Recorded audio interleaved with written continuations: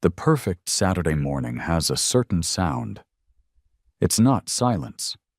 Silence is for weirdos and people who live in underground bunkers.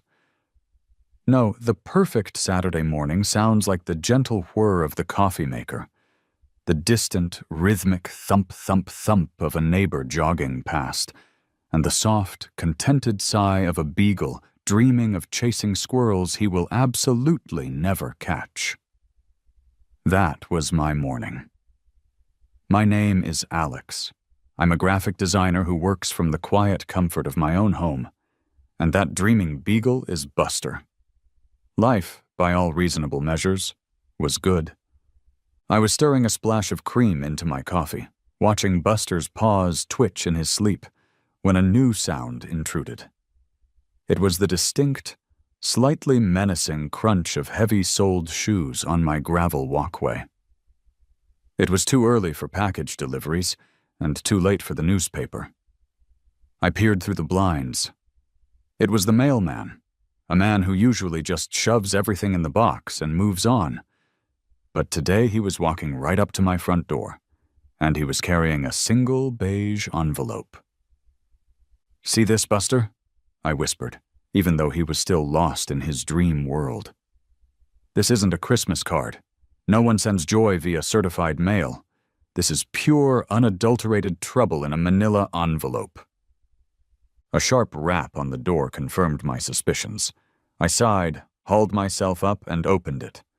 The mailman gave me a look of practiced neutrality, handed me the clipboard, and pointed. "Sign here." I scrawled my name, a sense of dread pooling in my stomach. He handed me the envelope and was gone before I could even ask him how his day was going. Probably for the best. He didn't need my bad juju. I closed the door and stared at the return address. Harmony Meadows Homeowners Association. Oh, fantastic. It was from the Fun Police. I ripped it open, my initial dread quickly turning to baffled indignation. The letter was a masterpiece of passive-aggressive corporate speak, probably written by someone who gets a thrill from using words like henceforth and heretofore.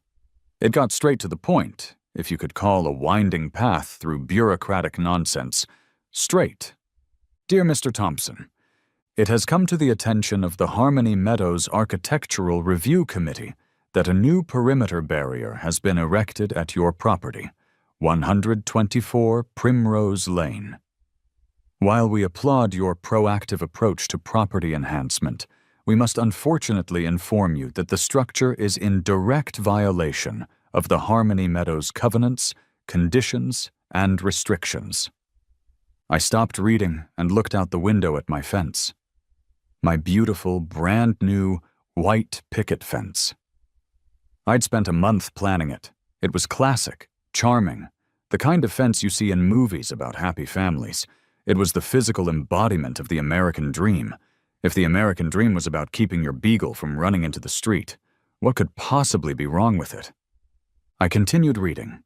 Specifically, the installation is in violation of Bylaw 7, Section C, subsection IV, which states that all fencing must be of a continuous, opaque, and earth-toned nature. I read that line 3 times. Continuous, opaque, earth-toned? What in the ever-loving heck did that mean? My fence had pickets. Pickets, by definition, have gaps between them. That was the whole point, and it was white. A classic, clean, beautiful white. Not earth-toned. Were they expecting me to build a wall out of mud and paint it dirt-colored? The letter was signed at the bottom, in a tight, precise cursive. Karen Swanson, President, Harmony Meadows HOA. Karen. Of course. A memory bubbled to the surface, one I had tried very hard to suppress. About a month after I moved in, I was mowing my lawn when a woman with a severe blonde bob and the intense stare of a hawk watching a field mouse marched onto my property. She wasn't holding a welcome basket. She was holding a tape measure. Without a word of introduction, she knelt, measured a patch of my grass, and stood up. "Your lawn is 3¼ inches high," she had announced, as if she were a doctor delivering a terminal diagnosis. Bylaw 12, Section A clearly states that turf height is not to exceed 3 inches. You have 48 hours to rectify. Then she turned and marched away. That was Karen. I had rectified, of course. I wasn't a monster. But the incident had left a bad taste in my mouth. A very, very bad taste. The letter concluded with the kind of soulless ultimatum that only a true bureaucrat could write. I had 14 days to submit a detailed plan for a compliant barrier to the committee for approval. After approval, I would have 30 days to complete its construction. Failure to comply would result in a daily fine of $50, retroactive to the date of this notice. $50 a day for a white picket fence. I sank onto my couch, the letter trembling slightly in my hand. Buster, finally awake, trotted over and nudged my hand with his wet nose, whining softly as if he could sense my distress. I looked from his concerned brown eyes out to the fence, its cheerful white pickets practically mocking me in the morning sun. It was perfect. It was exactly what I wanted. And now this woman, this tyrant of turf height, was telling me to tear it down because it wasn't opaque enough. Continuous, opaque, and earth-toned? I said out loud, the words feeling absurd on my tongue. What did they want, Buster? A slab of the Grand Canyon? A retaining wall from a federal prison? He just tilted his head. He didn't have the answers. But as I sat there, stewing in a potent cocktail of frustration and disbelief, a tiny, rebellious spark began to smolder in the back of my mind. They wanted compliance? Fine. But they had no idea just how compliant I was about to be. Before launching a full-scale suburban revolution, I figured I should at least try the diplomatic route. I'm a reasonable guy. I believe that most problems can be solved with a calm conversation and a little bit of mutual understanding. It's a lovely, optimistic worldview that my encounter with Karen Swanson was about to shatter into a million tiny, earth-toned pieces. My first attempt was a phone call. I found her number on the HOA website, took a deep, calming breath, and dialed. She answered on the second ring with a clipped, "This is Karen." No hello, no pleasantries. Just the verbal equivalent of a slammed door. "Hi, Karen. It's Alex Thompson from 124 Primrose Lane," I began, injecting as much cheerful neighborliness into my voice as I could muster. "I'm just calling about the letter I received regarding my fence. I think there might have been a small misunderstanding."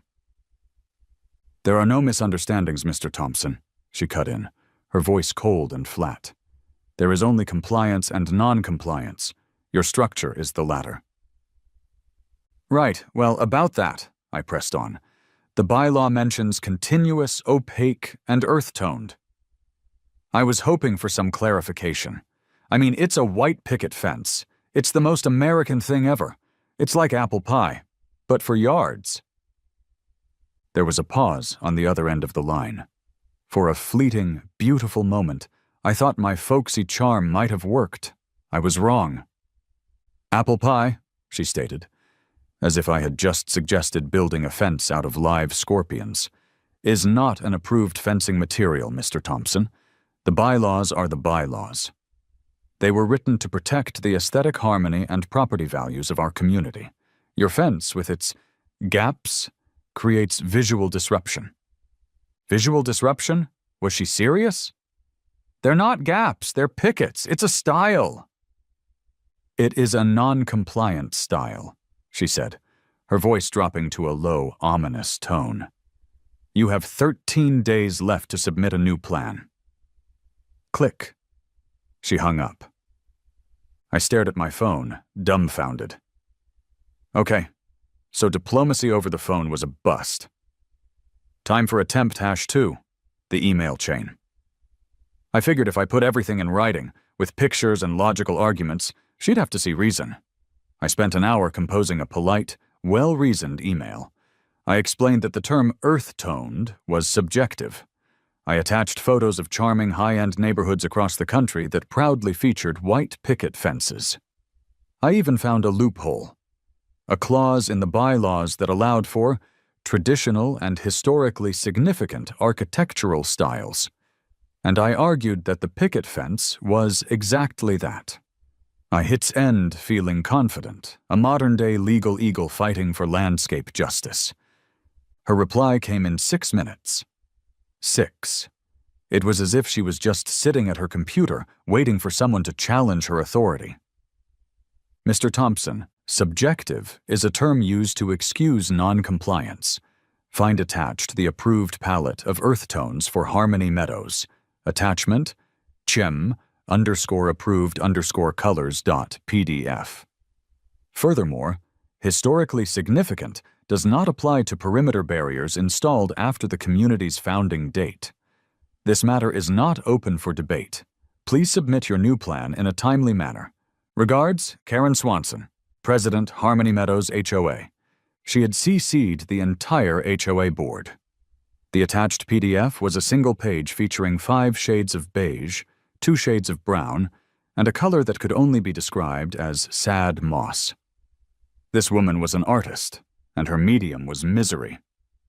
Defeated, I slumped onto my sofa and called my best friend Mark. I put him on speakerphone and vented, pacing back and forth in my living room while Buster watched me with a concerned look. "I don't get it, man. She's a suburban warlord, a despot of drywall," I ranted. "She wants something continuous and opaque." "What am I supposed to build? A miniature border wall? A concrete bunker?" Mark, ever the pragmatist, chuckled on the other end. "Just build it out of mud and twigs, dude. That's earth-toned." "Or just give in. Get some of that ugly brown vinyl siding and be done with it." "Never," I declared, a bit too dramatically. "It's the principle of the thing. I will not be ruled by the tyrant of taupe." I was still pacing, mindlessly scrolling through a design blog on my phone, looking for inspiration, for anything to distract me from the beige-colored rage boiling in my veins. I scrolled past minimalist furniture, past brutalist architecture, and then I stopped. I stopped dead in my tracks. On the screen was a photo from a toy convention. It was a life-sized replica of a sports car, built entirely, immaculately, from thousands of tiny, interlocking plastic bricks. Legos. The world seemed to slow down. The gears in my brain, jammed for days with frustration, suddenly lurched into motion with a deafening clank. "Wait a second," I said, my voice barely a whisper. I zoomed in on the photo. The bricks were fitted together so perfectly there were no gaps. It was a solid, continuous surface. It was completely opaque. "Mark, hang on," I said, my heart starting to beat a little faster. "Interlocking plastic bricks. They come in a lot of colors, right? Like brown and green and tan?" There was a pause on the line. "Dude, are you thinking what I think you're thinking?" A slow, mischievous, absolutely maniacal grin spread across my face. I walked to the window and looked at the 5 approved colors on the PDF, still displayed on my computer monitor. Sad moss, mocha brown, depressing beige. "It's continuous," I said, the plan forming in my mind, beautiful and terrible in its perfect logic. "It's opaque. And if I use the right combination of colors, it's technically, indisputably, earth-toned." Mark started laughing, a deep, appreciative belly laugh. "Oh my God, you're really going to do it, aren't you?" I looked at Karen's final, dismissive email. "This matter is not open for debate." "There's nothing in the bylaws about the size of the components," I murmured, a giddy, euphoric energy surging through me. "She wants compliance? Oh, I'm going to give her compliance. I'm going to comply so hard it'll make her teeth ache." The war wasn't over. It had just begun. The decision to build a giant Lego wall is one thing. The actual execution is a whole other beast. My initial euphoria quickly gave way to the daunting reality of the task ahead. You can't just go to Target and buy enough Legos to build a 60-foot wall. This was going to require research, logistics, and a level of obsessive planning usually reserved for military invasions and heist movies. My mission, which I had enthusiastically chosen to accept, was codenamed Operation Plastic Fantastic. The first phase was sourcing the material. I spent the next 3 days descending into a rabbit hole of bulk brick-buying forums and international wholesale websites. I learned the difference between ABS and MABS plastic. I learned about clutch power, color consistency, and the fierce online debates between brand purists and off-brand advocates. For my purposes, brand purity was a luxury I couldn't afford. I needed quantity, color accuracy, and a seller who wouldn't ask too many questions when I ordered a literal ton of toy bricks. I found a supplier in South Korea that specialized in architectural modeling bricks, basically Lego clones, and they had my exact HOA-approved colors in stock. Mocha brown, forest green, terracotta red, desert tan, and of course, dreary beige. I spent hours with a calculator and a spreadsheet, figuring out the volume I'd need. 60 feet long, 4 feet high, and 8 inches thick for stability. The final number of bricks was staggering, just over 100,000. I stared at the grand total in my online shopping cart, took a deep breath, and clicked Confirm Purchase.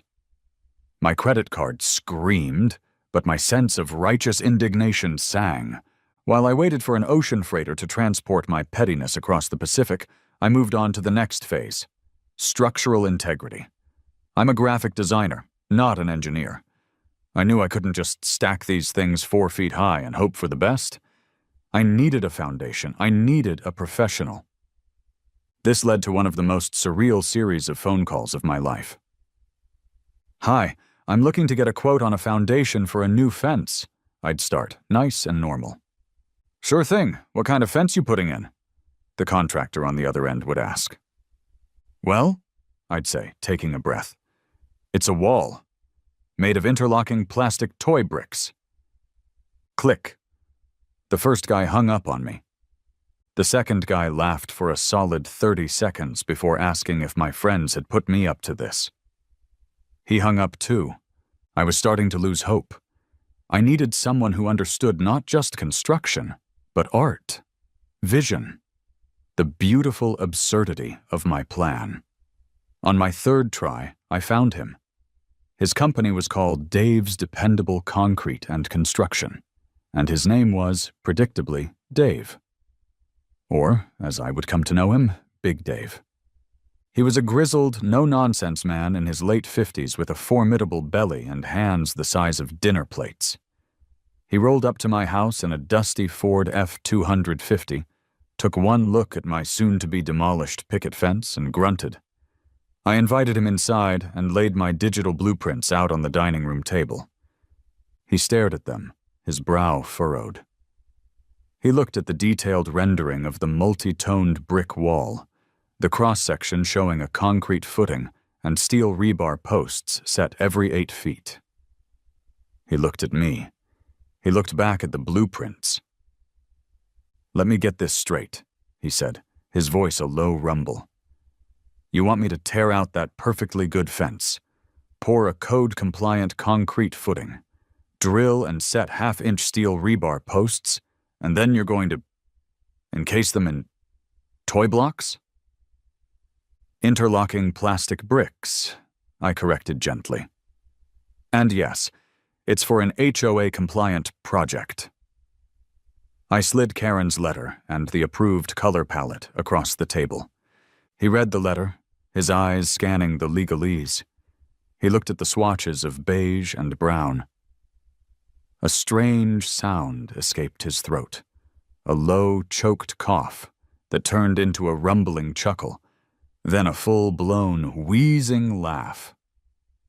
He slapped the table, making the salt shaker jump. "An HOA job," he boomed, wiping a tear from his eye. "Now it all makes sense. I've been doing this for 30 years, kid.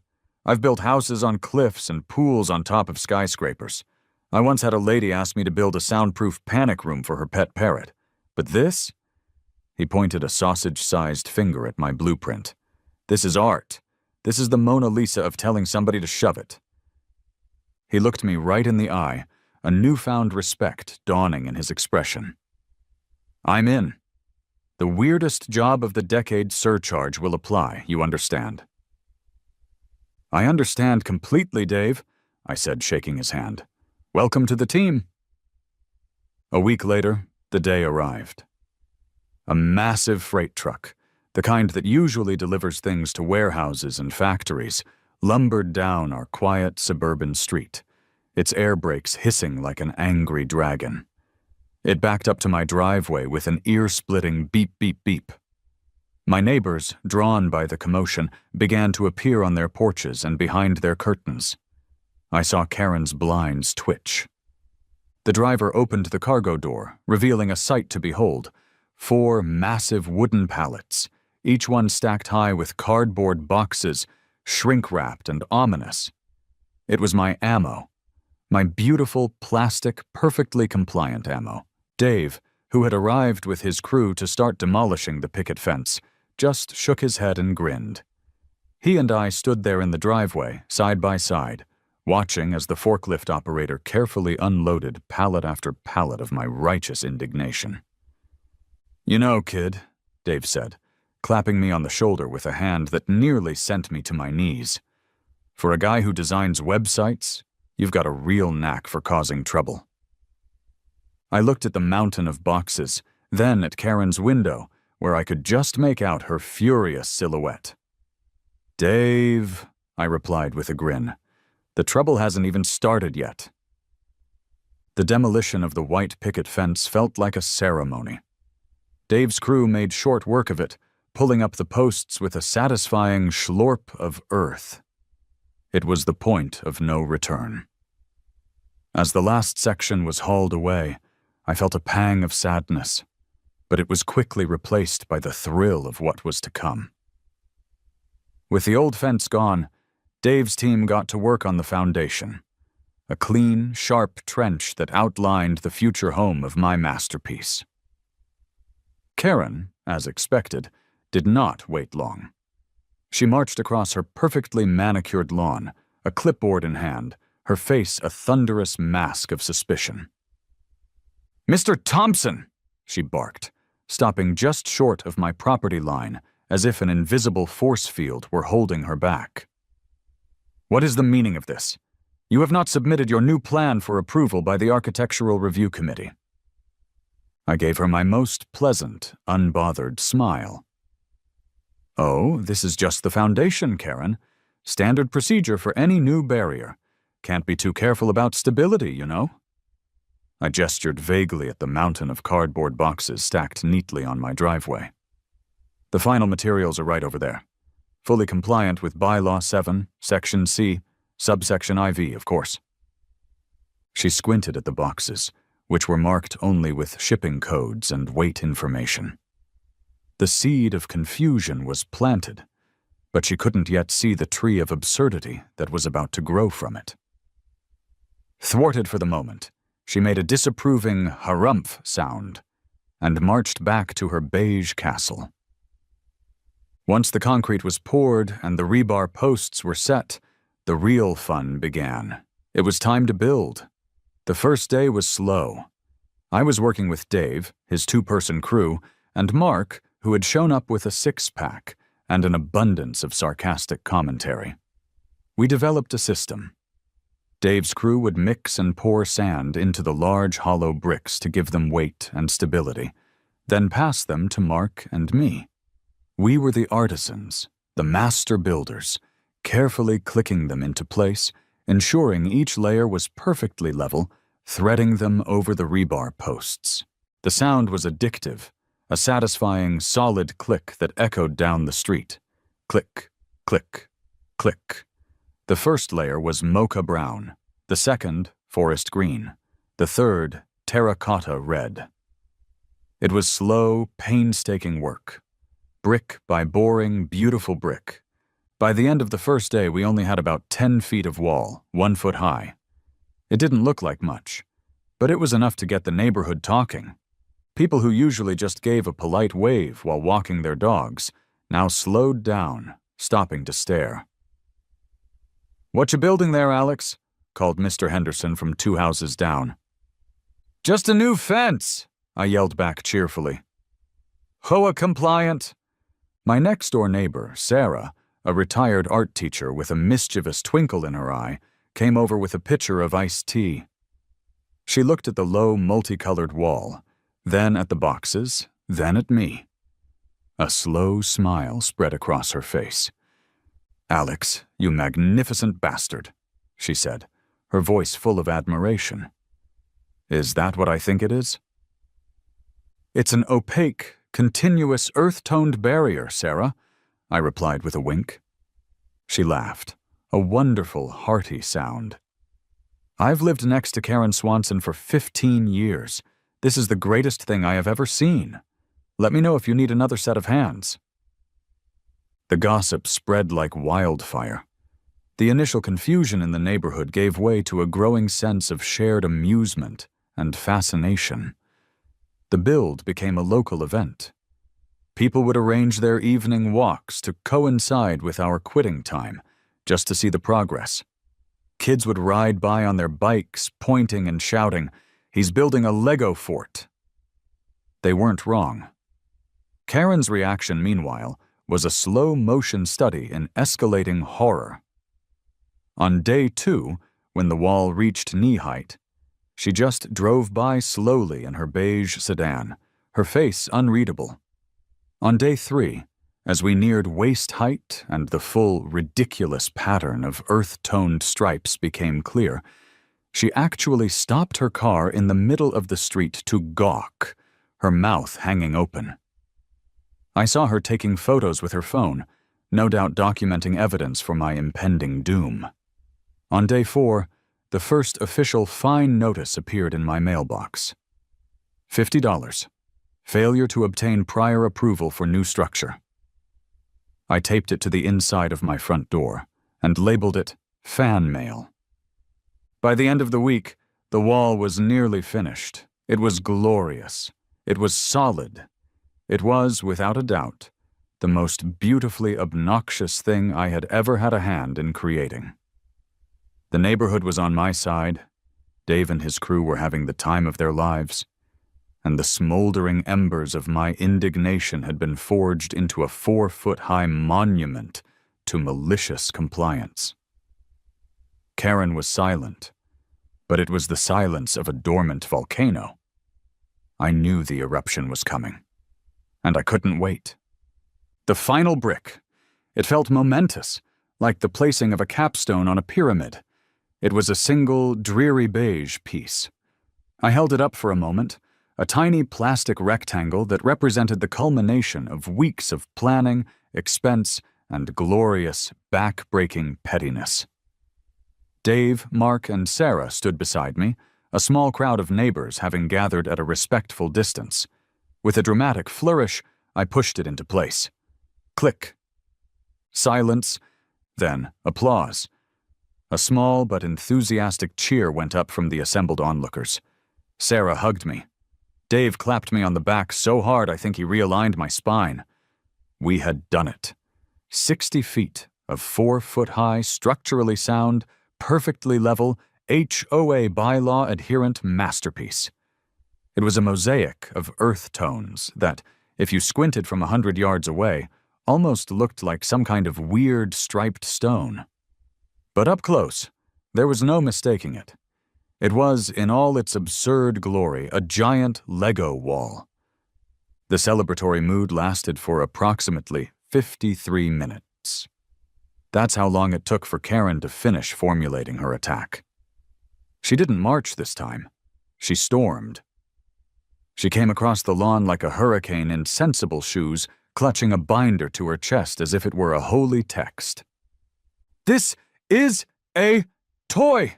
she shrieked, her voice cracking with pure, unadulterated fury. She was pointing at the wall, her finger trembling. I had been waiting for this moment. I had rehearsed for it. I adopted a calm, almost zen-like demeanor. Hello, Karen. Nice day, isn't it? I have to disagree with you. It's a barrier constructed from interlocking polymer bricks. They are toys, she repeated, her voice rising in pitch. For children. Well, the box didn't say, ages for 99 for nothing, I quipped. Mark snorted with laughter behind me. Karen's eyes narrowed into slits. Look, Karen, I said, shifting to a more serious tone. Let's go through the checklist, shall we? Is the barrier continuous? I ran my hand along the seamless top. Yes, it is. Is it opaque? I leaned down and peered at it dramatically. Can't see through it, so yes. Is it composed of earth tones? I pulled a small, laminated card from my pocket. It was the approved color palette she had emailed me. I held it up against the wall. I have the color swatches right here. Terracotta, forest green, mocha brown, and 2 lovely shades of beige. It meets every single written requirement in the bylaw you cited. You didn't specify the material, Karen, only its properties. Her face went through a fascinating series of colors, none of which were on the approved palette. She was sputtering, unable to form a coherent sentence. The logic was inescapable, and it was driving her insane. Finally, she landed on her last resort. "I'm calling the police!" she screeched. "You have erected an unauthorized, unsafe, and childish structure. This is a public nuisance." She whipped out her phone and dialed 911. 20 minutes later, a police cruiser rolled up. 2 officers got out. The senior one, whose name tag read Miller, looked at the wall, then at our little group, then at Karen, who was practically vibrating with rage. He had the weary, seen-it-all expression of a man who has responded to far too many suburban disputes. His younger partner, Diaz, was visibly trying to suppress a grin. "What seems to be the problem here, folks?" Officer Miller asked in a tired voice.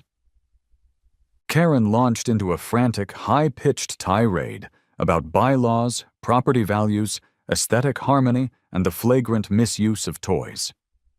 Miller listened patiently, his eyes occasionally flicking over to the wall with a look of dawning comprehension. When she finally paused to take a breath, he turned to me. "So," he said, gesturing with his thumb towards the wall. "Let me get this straight. She sent you a letter saying your old fence wasn't solid enough, so you built a solid wall out of these?" "That's the gist of it, officer," I said calmly. "Just trying to be a law-abiding member of the community and follow the rules as they are written." Officer Miller took a long, slow look at the wall. He walked over to it and knocked on it with his knuckle. It made a dull, solid thud. "It's certainly solid," he conceded. He turned back to Karen, his expression now firm. "Ma'am, with all due respect, this is an HOA dispute. It's a civil matter. There is no law against building a fence out of this." He gestured vaguely. "As long as it's on his property line and it's not in immediate danger of falling on someone, it's not a police issue. We can't do anything." "But it's an eyesore," Karen wailed.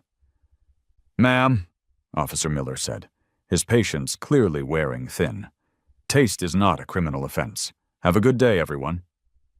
He and Diaz got back in their cruiser and drove away, Diaz finally letting out the laugh he'd been holding in. The defeat was total. But the story was just beginning. What I didn't know was that Sarah, my wonderful retired art teacher neighbor, had been filming the entire interaction from her living room window. And she was rather tech-savvy. She posted the video to her Facebook page with the caption, "My neighbor is a legend. This is what happens when you mess with the wrong graphic designer. #HOA wars #malicious compliance." The internet did its thing. Within hours, the video had thousands of views. It was shared on Twitter, on Reddit, on local news forums. By morning, my sleepy suburban street was no longer sleepy. A van from a local news channel was parked across the street. A reporter was doing a stand-up segment with my glorious, idiotic wall as the backdrop. My phone was buzzing non-stop with calls from numbers I didn't recognize and notifications from social media. The headline on the local news website read, "Suburban Spat Goes Viral. Man Battles HOA with 100,000 Lego Bricks." I had wanted to make a point to Karen. I had inadvertently started a movement. The fallout from the viral video was immediate and overwhelming. For 2 days, my life was a blur of interviews, supportive emails from strangers around the world, and the constant, low-level hum of activity on my street. But the real consequence arrived in my mailbox on Tuesday, delivered not by certified mail, but shoved unceremoniously through the slot. It was a notice printed on angry red paper. Emergency meeting of the Harmony Meadows. Homeowners Association. Agenda: urgent review of unapproved structure at 124 Primrose Lane. This was it, the final showdown. The meeting was scheduled for Thursday night at the community clubhouse. The entire neighborhood was buzzing with an energy usually reserved for Super Bowl Sunday. This was our Super Bowl. The Rebels versus the Beige Empire. I knew I couldn't go in unprepared. This was Karen's home turf. I spent the next 2 days assembling my defense. I printed out the relevant bylaws and enlarged Section C, subsection IV, onto a giant foam core board. I printed out dozens of pages of supportive comments from the neighborhood social media page. Sarah, who was now my unofficial campaign manager, helped me prepare a short, concise speech. Mark promised to be there for moral support. I even called a friend from college who is now a lawyer. He laughed for about 10 minutes straight before giving me some solid pro bono advice. Stick to the facts. Stick to the written rules. Don't let her make it about emotion. Thursday night arrived. The clubhouse, a sterile room that usually hosted sad birthday parties and lackluster yoga classes, was packed. It was standing room only. I had never seen more than 10 people at an HOA meeting before. Tonight, there must have been over 100. I saw faces I barely recognized, all drawn by the drama. I took a seat in the front row with Sarah and Mark. Karen and the 2 other board members, a nervous-looking man named Gary, and a woman who looked permanently disappointed, sat at a long table at the front, facing the crowd. Karen banged a gavel. "This emergency meeting of the Harmony Meadows Homeowners Association will now come to order," she announced, her voice tight with suppressed rage. She launched directly into her prosecution, using a PowerPoint presentation she had clearly spent days creating. The first slide was a picture of my beautiful Lego wall with a giant red circle and slash through it. "This monstrosity," she began, her voice dripping with venom, "is a mockery of our community's standards. It is a childish, garish eyesore that is detrimental to our collective property values." She clicked to the next slide, which showed a picture of a smiling family. People move to Harmony Meadows for a reason. They move here for peace, for uniformity, for aesthetic harmony. This thing, she gestured dramatically in the general direction of my house, shatters that harmony. She went on for 10 minutes, showing pictures of tasteful, brown, HOA-approved fences. She talked about the spirit of the law, the intent of the bylaws, and the sanctity of their covenants. It was a masterful performance of self-righteous indignation. When she finished, she looked out at the crowd, expecting, I think, a round of applause. Instead, she was met with an uncomfortable silence. "Mr. Thompson," she said, her eyes locking onto mine, "do you have anything to say in your defense before the board votes on levying the maximum possible fines and compelling the immediate removal of this structure?" This was my moment. I calmly walked to the front of the room. I didn't have a PowerPoint. I just propped my giant foam core printout of the bylaw on an easel. "Good evening, everyone," I began, my voice steady. "I'm not going to talk about feelings. I'm not going to talk about the spirit of the law. The HOA is not governed by spirit. It's governed by words.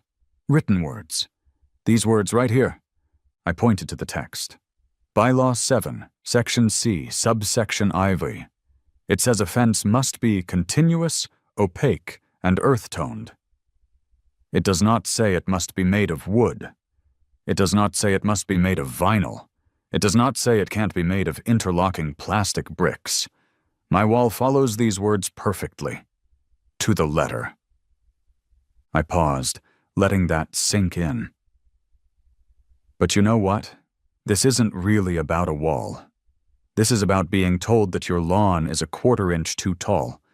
This is about getting a violation notice because your recycling bin was visible from the street for 2 hours too long.